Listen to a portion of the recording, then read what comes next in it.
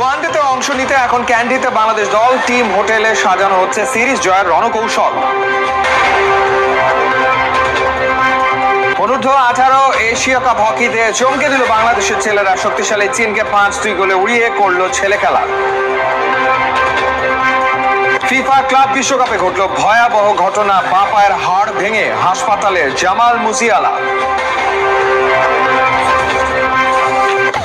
ইতিহাস গড়া মেয়েদের অপেক্ষায় বাংলাদেশ প্রথমবারের মতো এশিয়ান কাপের মূল পর্বে নাম লেখানো বাফুফের তরফ থেকে গোটা দলকে দেওয়া হবে জমকালো সংবর্ধনা। এই জন্য প্রস্তুত হাতির ঝিলের এমপি থিয়েটার। এশিয়ান কাপ বাছাই পর্বের মিশন শেষ, এবার স্বস্তিতে খানিক দম ফেলার সুযোগ। দেশের উদ্দেশ্যে রওনা হবার আগে রবিবার সকালে ফুটবলারদের ছোট্ট একটা ব্রেক, সন্ধ্যায় ফ্লাইট, তাই সকালে সময় পেয়ে ইয়াঙ্গুনের শুয়ে ড্রাগন প্যাগোডা দর্শনে গিয়েছিলেন ঋতুপর্ণা আর মনিকারা। সেখানে কিছুটা সময় তারা প্রার্থনায় কাটান।